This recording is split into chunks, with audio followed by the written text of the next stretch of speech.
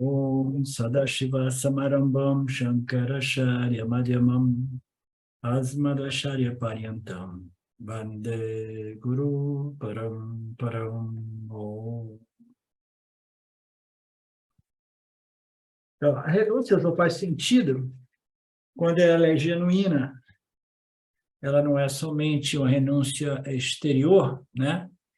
Mas é uma renúncia interior, que só é possível através da assimilação e internalização desses conhecimentos espirituais, dessa sabedoria espiritual, né?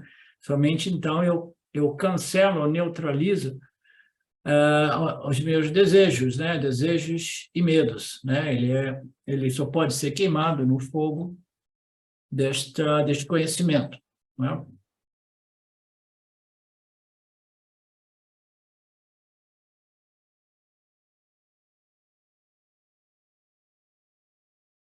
Então, neste verso, Krishna Guru diz que este monge, ou sannyasi, é livre dos desejos, nada lhe falta na vida, né?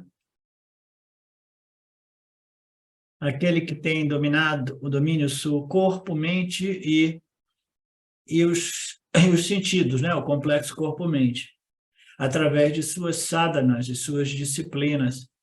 Se uma pessoa tem que abrir mão de conforto na vida, ela tem que fazer seu corpo apto para isso, né? Agora o Swamiji está falando do sannyasi, né? O sannyasi, ele precisa, né, abrir mão do luxo, né? O que é o luxo, né?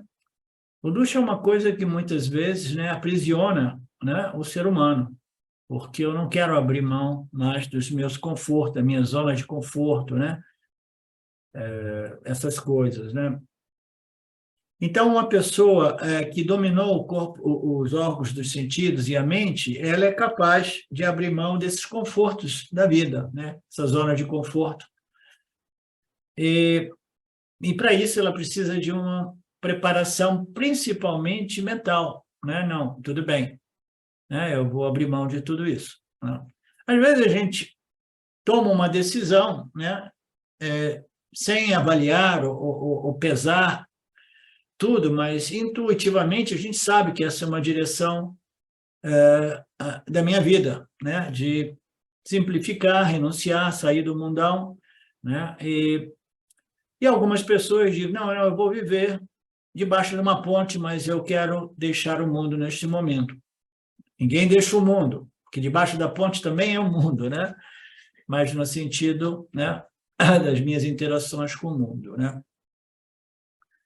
Então, o indivíduo, ele precisa estar psicologicamente e até mesmo fisicamente, o corpo, a mente, precisa estar pronto para essa mudança. Caso contrário, ele vai sofrer no ashram lá, vai sofrer na floresta. Imagina, não, eu vou lá para aquela caverna famosa do Ramana, e lá não tem ar-condicionado, tem insetos, né? E tem diversas coisas, tem que dormir no chão, o travesseiro é um travesseiro de pedra, né? Então, o corpo também precisa estar pronto para enfrentar esse tipo, né, de desconforto. A austeridade física, né?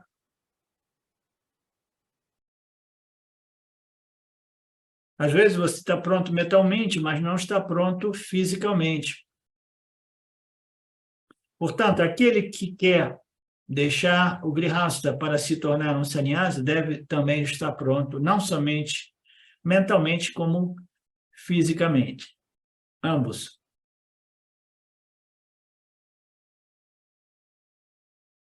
Uma pessoa, ela não faz caso nenhum karma quando ela vai para a floresta, para o ashram, para as montanhas, né? Viver em reclusão, estudando as escrituras, né? Fazendo o nididhyasana, né? As atividades delas são mínimas. Portanto, ela não tem família, não tem isso, não tem aquilo. A posse e a responsabilidade andam juntas. É por isso que dizemos que Grihastha Ashrama tem uma vantagem, mas tem uma desvantagem. Sannyasi Ashrama também tem uma vantagem e desvantagem. A vida é um jogo de soma zero, como a gente sabe, né? Não tem nada que não venha, né, com o seu, como se diz, oposto, né? tudo existe, né, em equilíbrio. Os pares opostos, né? Então, qual é a vantagem do Grihasta? O Grihasta se sente seguro, porque ele tem casa, tem um emprego, tem família, tem filhos, né? Tem conta bancária, tem poupança, tem uma coisa, tem outra. Então, dá a ele um senso de segurança, né? Ele acredita no Senhor, né? Ele se coloca nas mãos do Senhor, mas ainda assim ele tem as suas posses, seus patrimônios, né? Então, tudo isso dá um sentimento de segurança para o Grihasta. Então, a segurança aparente, né, prática, é uma vantagem aparente para o Grihasta Yani, né? E a responsabilidade é a desvantagem, né? Porque você tem a vantagem, é a história, você quer realmente uma bicicleta? Sim. Então, agora que eu te dei a bicicleta, você tem que pedalar a bicicleta, né? Essa expressão, tá? Então, se você quer realmente, né, tudo isso, né, que é parte de uma vida de um dono de família, né, um dono de negócio, etc., você não pode reclamar depois a respeito dos deveres e responsabilidades. Os deveres e responsabilidades são as desvantagens, né? Agora eu tenho que cuidar disso, cuidar daquilo. Agora mesmo, vocês me desculpem, eu me atrasei, porque eu fui lá ver os meus peixes, que eu vou sair imediatamente depois da aula. E eu falei, nossa, esqueci isso e aquilo. Aí faz uma coisa e outra, né? Porque eu só volto amanhã. Então, as desvantagens são os deveres e obrigações. E o sannyasi ashrama, né, ele não tem nenhuma responsabilidade. Ah, então tudo bem, né? Então, ele não tem que cuidar de nenhuma responsabilidade, ele não tem nenhum papel, ele vive somente para estudar as escrituras e contemplá-las. Mas ele tem uma desvantagem, né?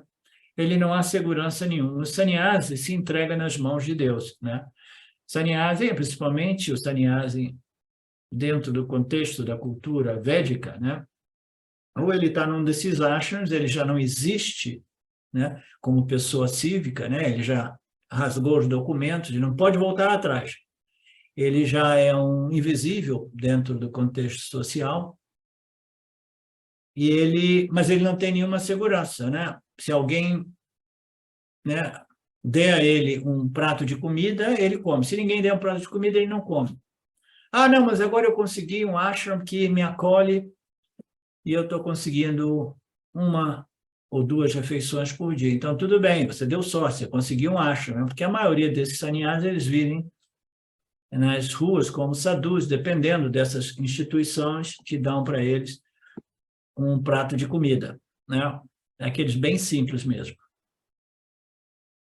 Então, a vida dele lá está por um fiozinho assim, né? Dependendo da graça do Senhor, ele escolheu isso, mas ele não tem nenhuma responsabilidade.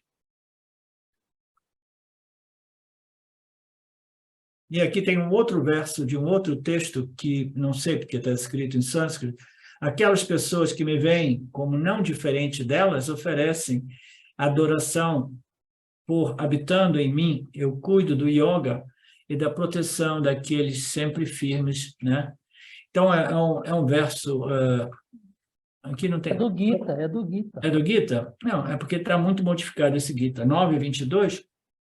Aquelas pessoas que me veem como não diferente delas oferecem adoração, elas permanecem com a mente, né? Porque nós vimos tudo isso no passado, na versão do Gita, cujos versos foram editados por James Swartz, né? Então, ali ele dizia que aquelas pessoas que mantêm a mente delas em mim, somente em mim, né? Habitando em mim, eu cuido delas, eu vou cuidar, né? Do haver e do manter, né? E vou protegê-los, porque elas estão firmemente focadas em mim. Então, o conceito é, se eu me coloco, né, totalmente nas mãos do Criador, né? Com aquela compreensão de que eu posso confiar no Senhor, eu posso viver a minha vida, viver este impulso espiritual, né? Que parece ser genuíno, né? E eu estou arriscando tudo, eu estou disposto a apostar todas as minhas fichas, como eu às vezes coloco, né? Ah, mas você vai apostar, mas você vai ter que abrir mão disso e daquilo, e depois, quando você ficar velho, como é que vai ser? Como é que você vai se cuidar? E quem vai cuidar de você? né? Você fala, não, agora eu estou dando um salto no escuro e apostando as minhas fichas, né?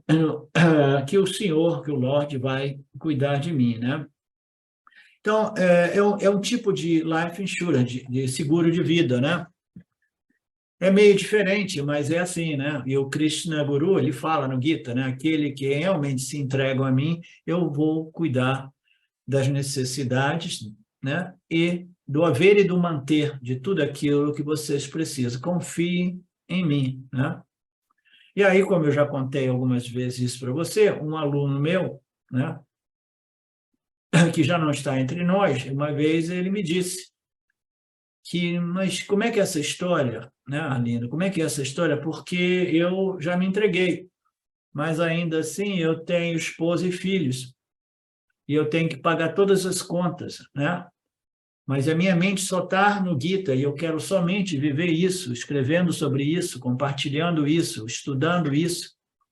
Quando é que o Lorde vai cuidar do meu haver e manter? Quando é que eu posso relaxar sabendo que Ele está cuidando de tudo, né? Então, não é exatamente assim, não é que o Lorde vai pagar as contas, né? Mas num nível muito mais profundo, né? Ele vai favorecer o nosso caminho, nossa caminhada, nossa jornada, né? Ele vai cuidar da gente, porque no final das contas, o Criador, ele cuida de todos os outros seres, de um modo ou de outro, né? Então, a gente confiando neste impulso espiritual, a gente aposta, sabendo que este caminho é um caminho desenhado para mim, um buscador da verdade, um buscador espiritual, e todas as experiências, né, no caminho servirão o propósito que é o meu desenvolvimento, o meu crescimento, né? E qual é o modo de saber que Ishvara vai cuidar de todas as minhas necessidades? O modo mais simples, Marcelo, me diga, qual é o modo mais simples de você ter certeza de que Ishvara vai cuidar de todas as minhas necessidades? Quem é que pode responder?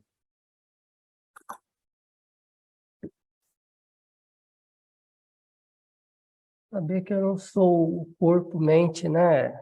Começa por aí. Eu estou identificado com a minha real natureza. E a questão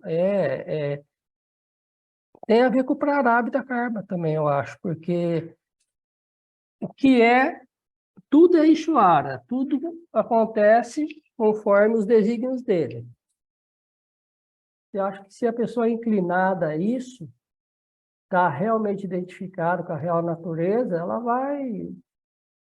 vai ser encaminhada, né? É uma linguagem dual.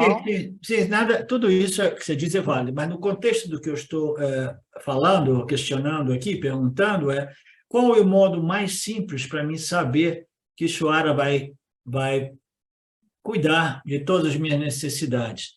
É haver o mínimo de... Diga, Carmen. A entrega, tipo assim, para mim eu penso assim, entrega simplesmente, sabendo que eu não sou fazedor e eu estou totalmente entregue. Sim. Aquilo que vier. Sim, esse é um nível, né? Um nível eu compreendi os ensinamentos, né? A nível prático e psicológico, filosófico também, e eu me entrego, eu confio neste processo, né? Mas de modo que eu possa realmente ter segurança de que Ishvara irá prover ou proveder, proveder em italiano, prover, né? Irá prover as minhas necessidades, eu falo assim, Ishvara, eu compreendi os valores mais elevados. O valor mais elevado é a minha devoção aos ensinamentos revelados por você. A minha mente está em você, o meu coração está em você. Essa é a minha necessidade. Então, esquece, porque eu não preciso mais de carro, não preciso de ar-condicionado. Então, eu preciso de fazer as minhas necessidades materiais chegarem no mínimo, né? Mas você tem uma mulher e filho, tudo bem, então você tem que encontrar um equilíbrio, né, até que você esgote este dharma de pai, de filho de um idoso. Mas a gente precisa dizer para Ishvara, eu já não preciso de todo aquele conforto material, aquela segurança, aquilo ali já não tem valor para mim. O que eu quero é você, eu quero é o conhecimento revelado por você. Então, a gente simplesmente simplifica as nossas necessidades e a gente fala, não, Ishvara, eu tenho certeza que você irá prover as minhas necessidades, dentro do contexto do karma de cada um de nós. É como se eu tivesse assinado um seguro de vida espiritual com o Lorde, né? Você cuida de mim, o que eu quero de você é o que? É sua bênção, né? O favorecimento para que eu possa assimilar e internalizar esse conhecimento, essa sabedoria espiritual, né? E o que mais?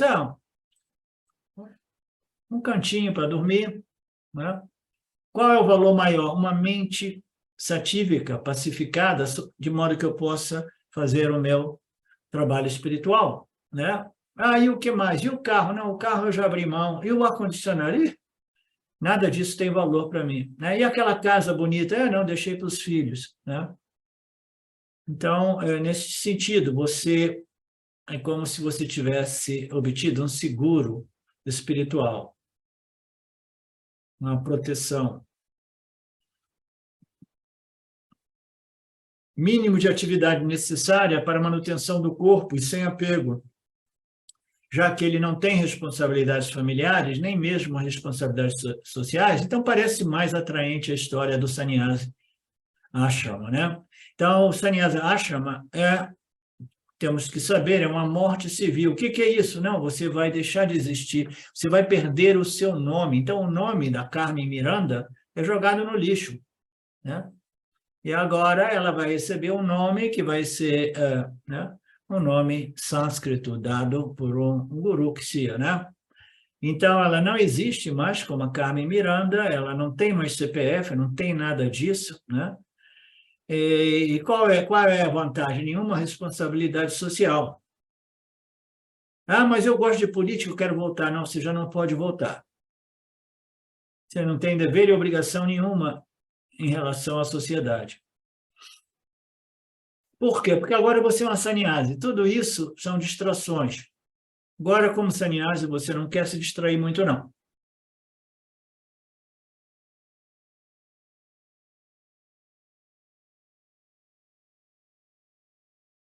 E quais são os karmas que esse sannyasi faz? Ele tem apenas um karma, um dever.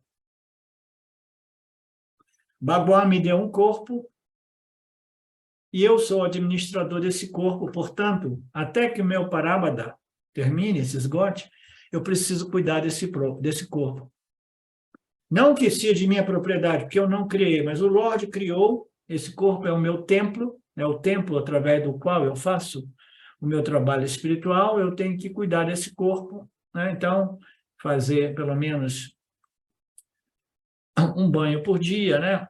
Manter a roupa limpa, uma refeição sadia por dia para não adoecer o corpo. Então, as atividades mínimas são aquelas para manutenção do corpo vivo, né? O professor, me ocorreu aqui também a questão da tirada, né?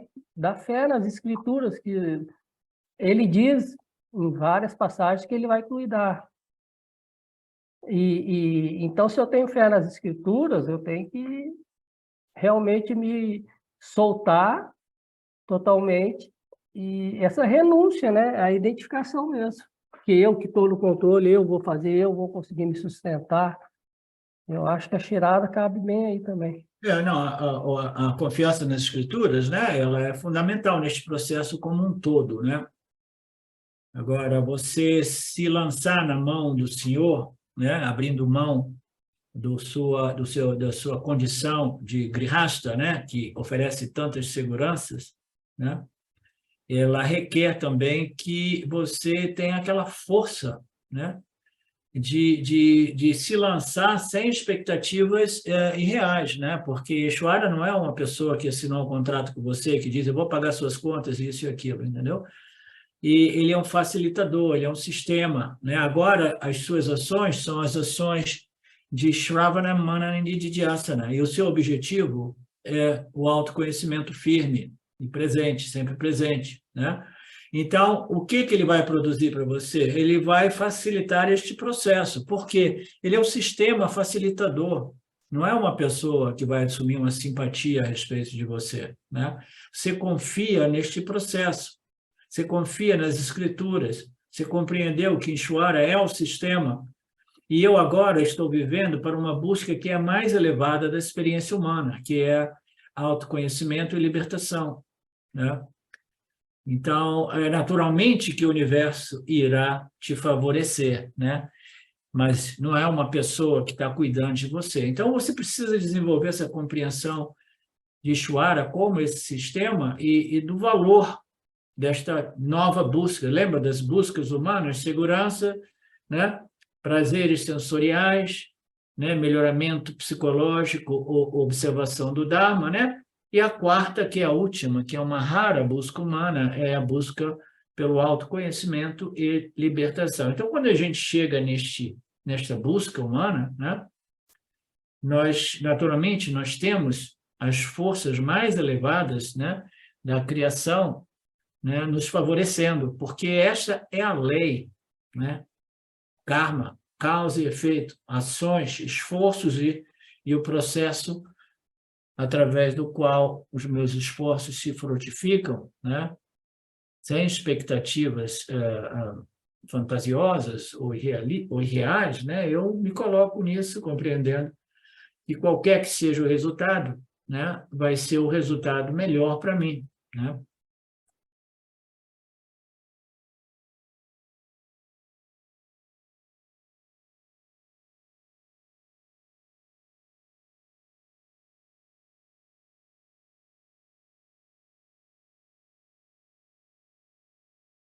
Então, na Índia, você vive desse jeito, né? Mas ninguém de nós vive na Índia, ninguém quer se tornar um sannyasi ali, né? A gente ficaria muito doente comendo aquelas comidas nas ruas que aquelas instituições, né, oferecem, né?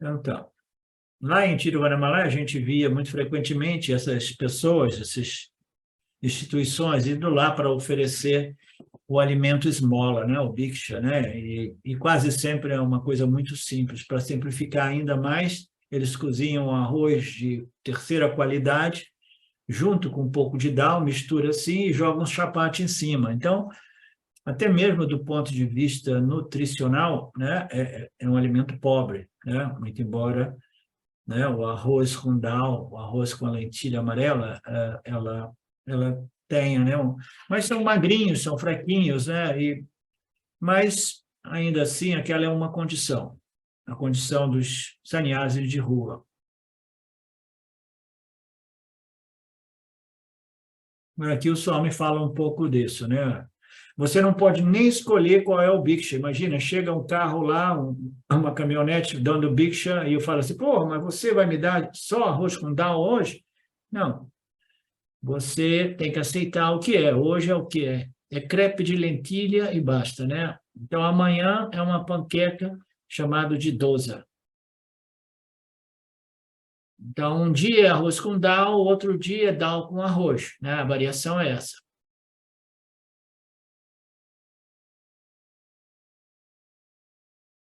E ele não incorre em pecado, o final deste verso, né? Ele não recebe nenhum karma palam, né? Então, os resultados das ações não chegam para ele com o sentimento de esse é o meu karma, este é o meu parabada, né? Então, ele não incorre em pecado, mas também ele não incorre em punya, no sentido de que ele não se identifica como o recebedor de papam e como também o recebedor, o experienciador de punya. Literalmente, papam aqui significa karma palam, né? Que é o resultado das ações. Ele não se identifica com os resultados das ações. Ele já não tem esse sentimento do fazedor e desfrutador, o ahamkara, o ego. Portanto, o karma não produz papa, mas também não produzirá punya. Não produzirá papa, mas não produzirá punha. Este é um sannyasi yani. Então, o verso seguinte, verso 22, totalmente satisfeito com tudo o que é obtido, por acaso, não afetado pelos pares de opostos e permanecendo livre da inveja e do ciúme, ele é equânime no sucesso e no fracasso. Embora engajado em ação, ele não está preso, né?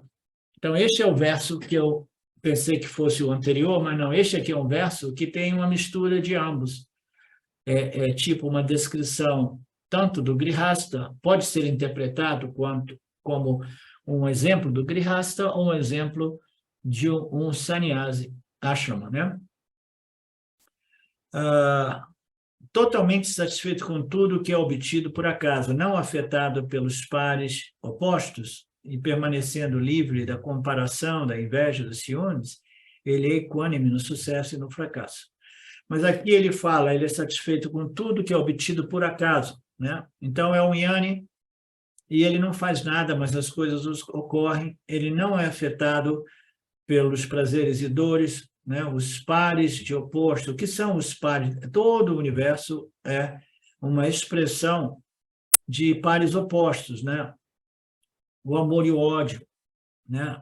A dor e a felicidade, a justiça e a injustiça, né?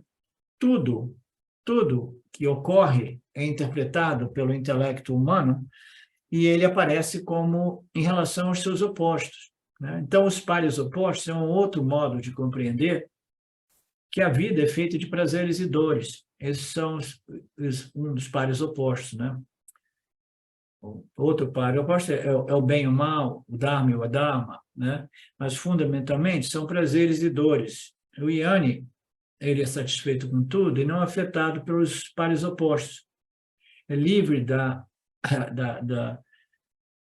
comparação, da inveja, né? Da competição, do ciúme. Ele permanece equânime no sucesso e no fracasso, embora engajado em ação. Ele não fica preso à ação. Então, no final, ele aponta que não é um sannyasi, mas é um grihasta, né?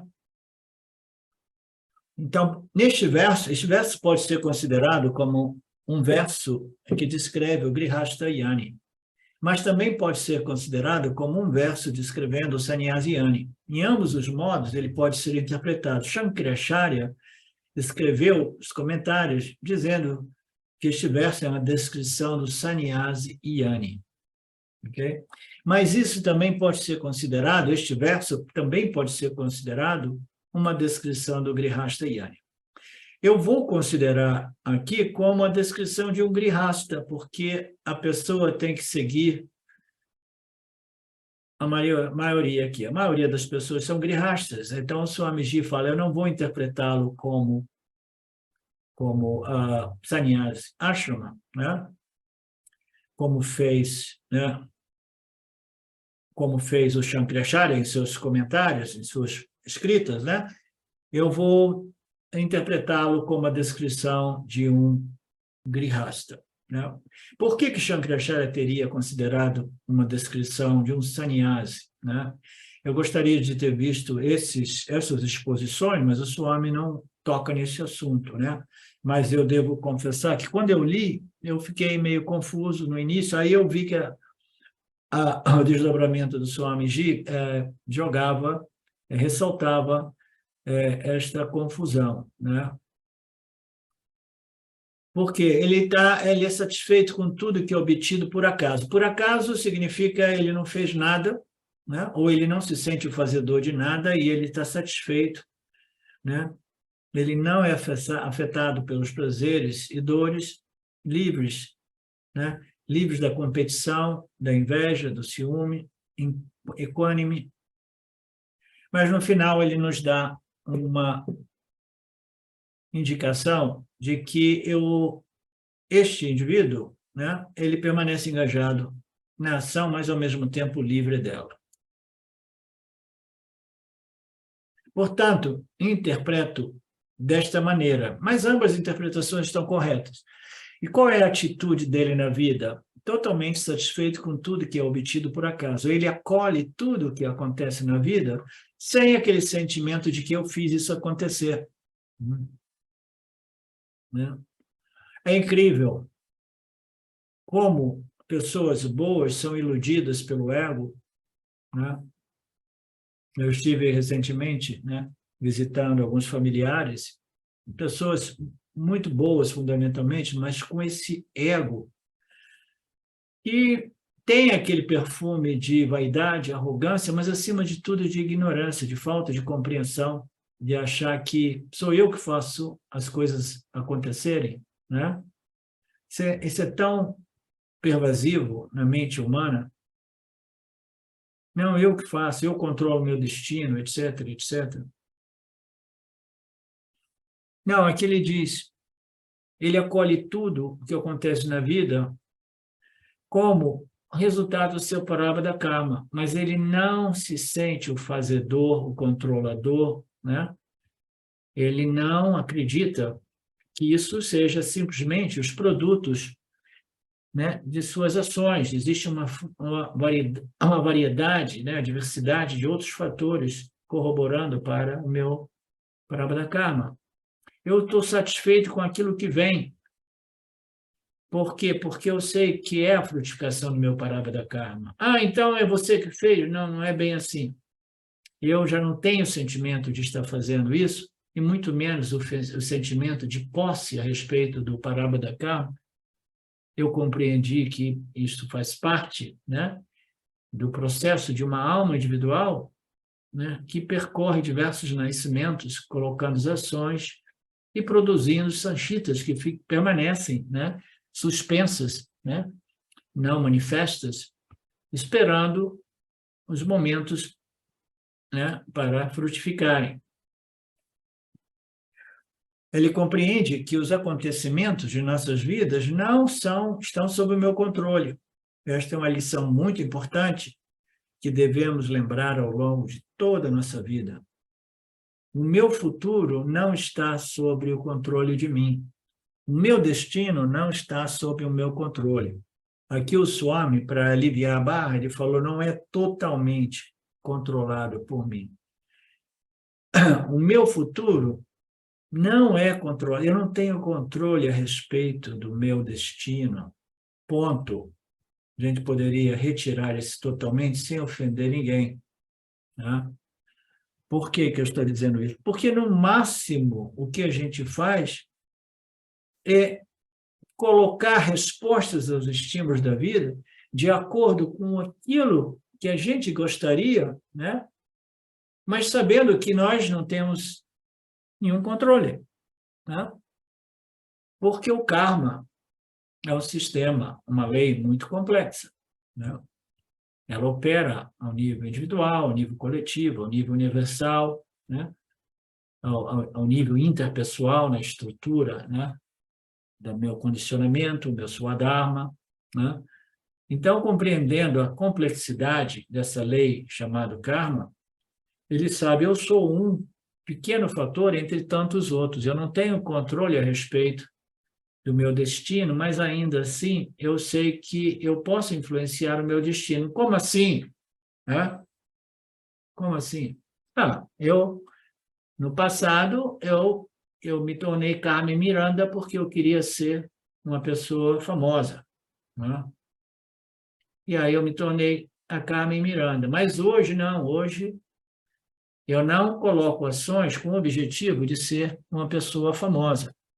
Eu coloco as ações contemplativas cujo objetivo é o autoconhecimento e a clareza e firmeza a respeito deste conhecimento. Né? Mas se eu continuasse colocando ações para me tornar uma pessoa famosa, de prestígio mundial, né, o autoconhecimento jamais poderia frutificar na minha vida, não é assim, Marinês? Né? Então, as minhas ações, os meus esforços, como eu gosto de colocar, irão sim influenciar o meu destino, mas ainda assim eu não controlo o meu destino. Né? Mas eu, mais ou menos, direciono, né, dizendo a Ishvara através das minhas ações, né, que é a melhor forma de oração, eu estou mandando o sinal para o Ishvara, ó, agora a minha história é outra. Eu não quero ser uma pessoa famosa, agora eu quero você, eu quero autoconhecimento, eu sei que a sua natureza é minha natureza, é a mesma, e este agora é o meu objetivo, né? Aí Ishvara vai ver, oh, ainda bem, eu estava esperando você cansar dessa história de ser famosa, né? Agora sim, agora o seu pedido realmente é um pedido superior. Então vamos nessa, né? Que vai ser legal a beça, como diz o ditado.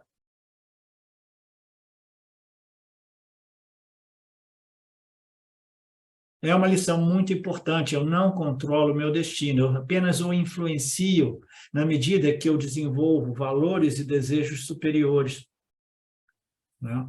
Ninguém se ilumina ficando bêbado toda noite nos bares das cidades, né? Ouvindo aquelas músicas terríveis, né? Em companhias, né? De baixíssima, né? frequência. Não, você tem que gradualmente, né, dizer para o Ishvara o que você quer e agir de acordo, em harmonia com aquilo que você quer. Aí você redireciona a sua vida, mas jamais sem controlar exatamente o seu destino.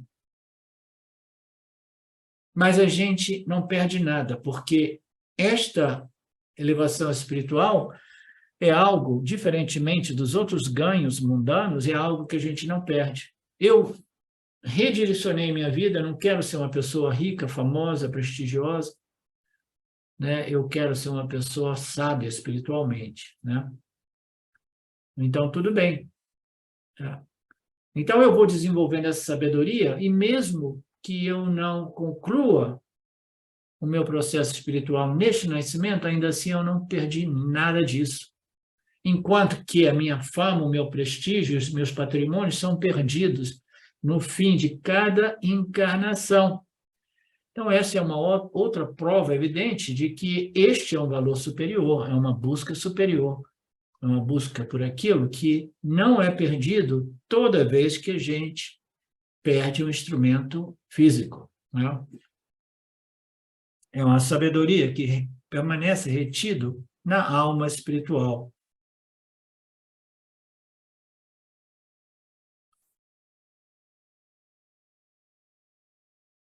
Então, a gente tem que tomar cuidado nesse tema, que é muito ligado à discussão, né? Existe livre-arbítrio? Não existe? Existe? Não existe? Existe, sim.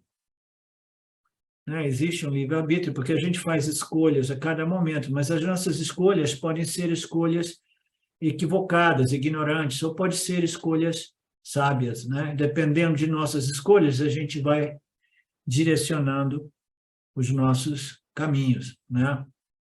Então, o extremo é dizer, não existe livre-arbítrio, eu não tenho controle de nada, e eu não influencio nada. Ah, mas eu quero ser iluminado. Então, olha, que nem um cara dizia lá na Índia, né?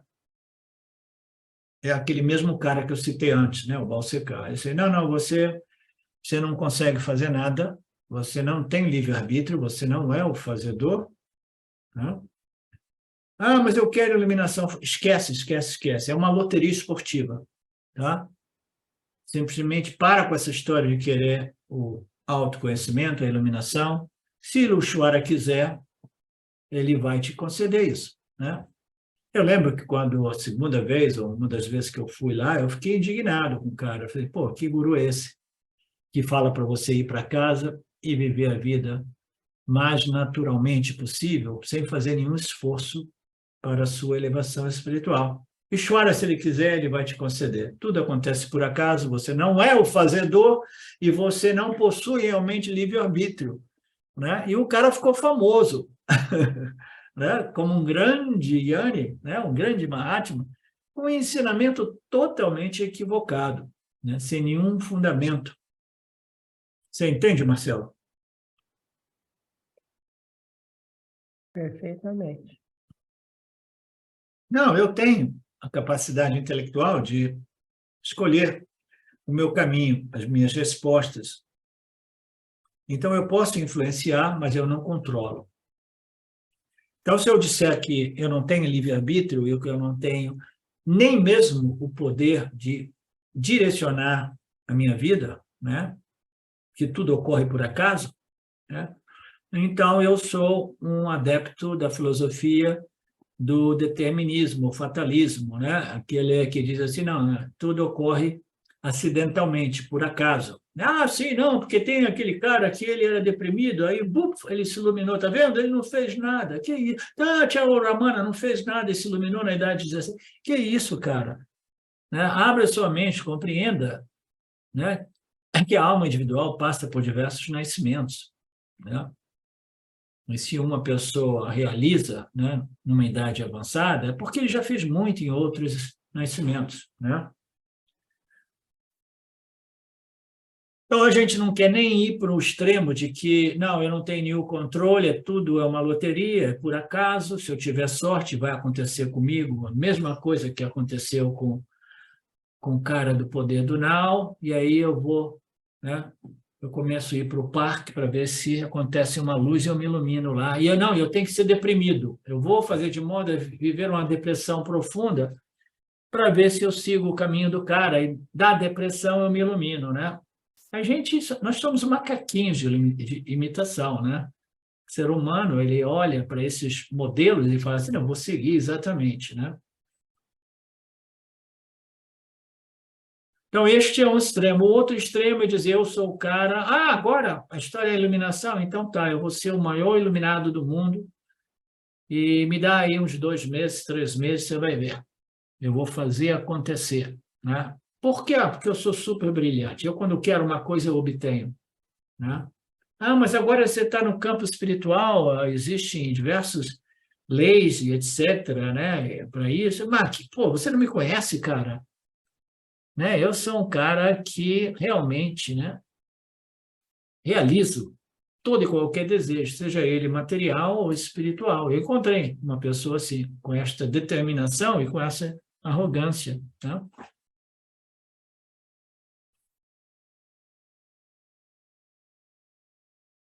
A atitude correta é que as minhas escolhas são um dos fatores que contribuem ou influenciam para o meu futuro. Se eu quero me levar espiritualmente, eu não posso, né, viver uma vida de álcool, drogas, né, e mais companhias. As minhas decisões é um fator contributivo poderoso e muito importante em relação ao meu futuro. Não posso decidir e controlar o meu futuro, mas eu posso influenciá-lo. Eu não tenho controle total. Se eu não tenho controle total, por quê? Porque eu sou um dos fatores que contribui para o meu futuro. Ok, então eu não tenho controle porque existem muitos outros fatores. E quais são os outros fatores que controlam o seu futuro? A totalidade de todos os fatores juntos, nós chamamos de Ishvara ou Daiva. Daiva é o mesmo nome de Deus, visto do ponto de vista do Karma Pala Data, aquele que determina o nosso Parabhada, né? Porque ele compreende, é um sistema que compreende essa equação kármica em relação a ações e a frutificação dessa ação que se acumula com outras ações dentro do processo kármico da alma individual. É uma equação extremamente complexa, além da compreensão do intelecto humano, mas essa totalidade de fatores que esse computador, né, autoconsciente, feito de puro conhecimento, ele coloca tudo no sistema e vai produzindo os nossos parabhada karmas sem nenhum erro, né? Então, esse sistema é chamado Ishvara, e Ishvara é chamado de Daiva, quando visto deste ângulo, a totalidade de todos os fatores. Eles são enormes, são muitos, né? São alguns dos fatores que nós compreendemos, alguns deles. Qual é o primeiro fator? O primeiro fator é o meu esforço pessoal, né? Então, a gente, dentro deste relacionamento com o Ishvara, me dê força, me dê clareza, né? Para que os meus esforços possam frutificar e eu possa crescer né, me dê uma força para que eu consiga cultivar e desenvolver mais Sattva Guna, né, haver uma atitude positiva, né, me melhorar, crescer. Então, este é o primeiro nível, são os nossos esforços pessoais. Ainda assim, a gente não assume a vaidade, porque não, o meu esforço pessoal, deixa comigo. Não, a gente fala, chora, me dê força, clareza, né? Venha facilitar este processo, né? De modo que eu possa crescer e desenvolver. Aí depois tem outros fatores. Quais seriam outros fatores? Mas eu sei que existe uma infinidade de outros fatores que podem obstaculizar este meu processo. Ah, como assim? Não. De repente eu perdi, né, minha esposa, o meu marido, e aí eu fiquei numa situação kármica que não me permite mais fazer o meu Shravana Manana Nididhyasana. Agora eu estou tendo que fazer 2, 3 trabalhos por semana, né? Então, por favor, Ishwara, existem fatores que são além dos meus esforços pessoais. Meus esforços pessoais eu tento, né, me superar com a sua ajuda, pedindo força, clareza, mas existem fatores que são além de mim. É o karma, meu parabada circunstancial. Então, me dê uma mão que facilite, né, estes fatores que eu conheço e que eu não tenho nenhum controle. Aí existem outros fatores, se lembra que a gente fala Shanti, Shanti, Shanti, antes de iniciar a classe? Esse Shanti, cada um desses Shantis é uma prece, né, colocada em Ishwara para que esses fatores possam corroborar para a assimilação e internalização desses conhecimentos. Tá? Então, o terceiro fator, qual é o terceiro fator?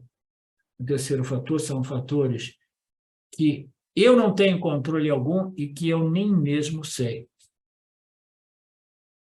Eu não tenho a menor ideia. Né? Eu sei que o pneu do carro pode furar, o meu marido pode falecer, a minha esposa falecer, a minha casa pode desabar e minha vida vira de cabeça para baixo. Então, esses fatores, né, eu consigo conceber. Né?